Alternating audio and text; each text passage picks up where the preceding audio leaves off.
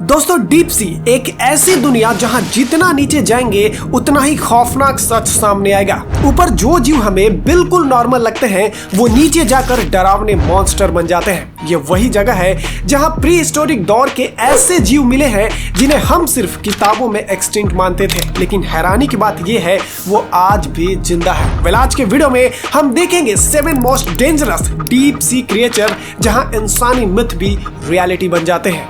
Giant isopod. दोस्तों usually लोग अपने घर में कॉकरोच या छोटे कीड़े देखकर घबरा जाते हैं, लेकिन सोचिए अगर वही कॉकरोच जैसे कीड़े कई गुना बड़े हो जाए तो डीप सी में कुछ ऐसा ही होता है। यहाँ मिलते हैं कॉकरोच जैसे दिखने वाले विशाल ऑर्थोपॉड्स। जमीन पर इनका साइज बहुत छोटा होता है, वहीं समंदर की गहराइयों में ये करीब 50 गुना ज्यादा बड़े और वजन में 400 गुना तक भारी हो जाते हैं। यानी इनका आकार एक बड़े रैबिट जितना हो सकता है। इसी फिनोमिना को डीप सी जायंटिज्म कहा जाता है, जहां गहराई में रहने वाले जीव असामान्य रूप से बड़े हो जाते हैं। अगर इनके हिस्ट्री की बात करें तो आइसोपॉड्स करोड़ों साल पहले कार्बोनिफेरस पीरियड में दिखाई दिए थे, जब पृथ्वी पर आज के मुकाबले कई गुना ज्यादा ऑक्सीजन मौजूद होती थी। उस समय धरती पर विशाल आकार के आर्थ्रोपॉड्स भी विकसित हुए थे, जैसे जमीन पर रहने वाले कार जितने बड़े मिलिपिड्स, हवा में उड़ने वाले विशाल ड्रैगन फ्लाइज और समंदर में इंसान से भी बड़े खतरनाक स्कॉर्पियन पाए जाते थे। लेकिन समय के साथ क्लाइमेट चेंज हुआ और इनमें से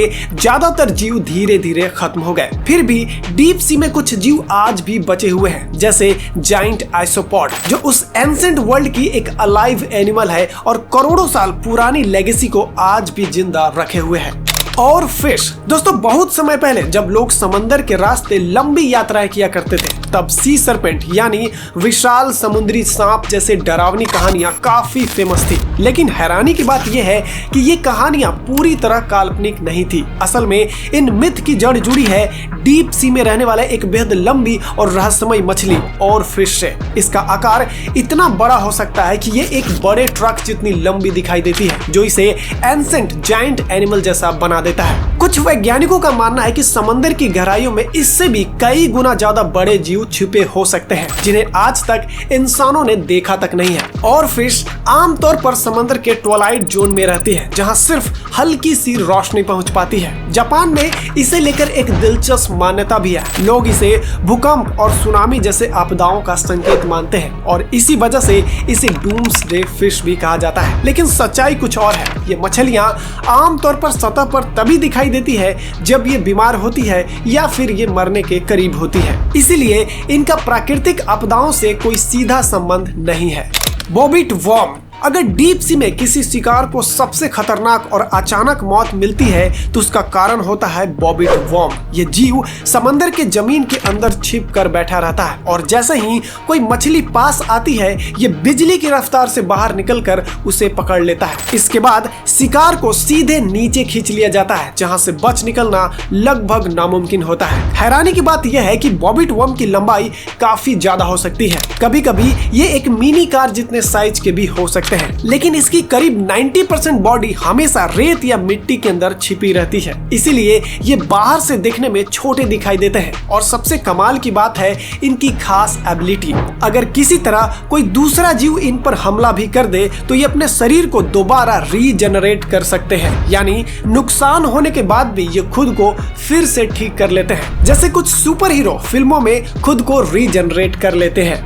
फ्रिल्ड शार्क। दोस्तों आपने फिल्मों में पुराने समय के समुद्री मॉन्स्टर जरूर देखे होंगे, लेकिन सोचिए अगर ऐसा ही कोई जीव आज भी जिंदा हो तो डीप सी में पाई जाने वाली फ्रिल्ड शार्क कुछ ऐसा ही है, जिसे देखकर ऐसा लगता है जैसे ये सीधे करोड़ों साल पुराने समय से आई हो। इसका शरीर लंबा और सांप जैसा होता है और इसकी लंबाई करीब 6 से 7 फीट तक होती है। लेकिन इसका असली डर छुपा है इसके मुंह में। इसके मुंह में लगभग 300 से भी ज्यादा नुकीले पीछे की तरफ मुड़े हुए दांत होते हैं, जो शिकार को एक बार पकड़ ले तो उसे बचने का कोई मौका तक नहीं देते। इसी वजह से इसका मुंह किसी डरावने ट्रैप जैसा लगता है। वैज्ञानिकों का मानना है कि ये शार्क करीब 80 मिलियन सालों से बिना ज्यादा चेंजेस के मौजूद है, इसीलिए इसे लिविंग फॉसिल्स भी कहा जाता है। इसका शिकार करने का तरीका भी काफी अलग और खतरनाक है। ये अपने शरीर को अचानक आगे की तरफ फेंकती है, बिल्कुल किसी सांप की तरह, और अपने शिकार को पूरा का पूरा निगल जाती है।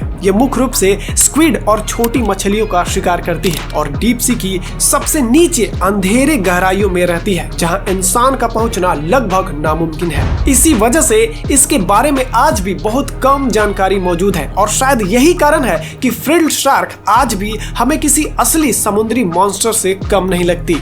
Deep sea squid. दोस्तों, फॉसिल्स एविडेंस से हमें यह पता चला है कि डायनासोर के समय समंदर में विशाल स्क्विड मौजूद थे, जो इतने ताकतवर थे कि बड़े समुद्री जीवों के बच्चों का भी शिकार कर सकते थे। लेकिन दिलचस्प बात यह है कि लाखों साल बाद भी नॉर्दर्न यूरोप की मैथोलॉजी में क्रैकन नाम का एक विशाल स्क्विड जैसा जीव मशहूर रहा है। इसी वजह से साइंटिस्ट को शक था कि ऐसे जायंट स्क्विड आज भी डीप सी में कहीं न कहीं जिंदा हो सकते हैं, और ये सच साबित हुआ जब 2004 में पहली बार एक जायंट स्क्विड कैमरे में कैद किया गया। इस खोज के बाद जो चीज पहले सिर्फ कहानियां मानी जाती थी वो हकीकत बन गई। इन स्क्विड्स की लंबाई करीब 40 से 43 फीट तक हो सकती है, यानी एक बड़े शिपिंग कंटेनर जितनी, और ये समंदर की बेहद गहराई में पाए जाते हैं, जहां तक इंसानों का पहुंचना आसान नहीं है। लेकिन जब हम और भी गहराई में जाते हैं, लगभग 19,000 फीट नीचे, तो वहां एक और रहस्यमय जीव मिलता है, बगफिन स्क्विड।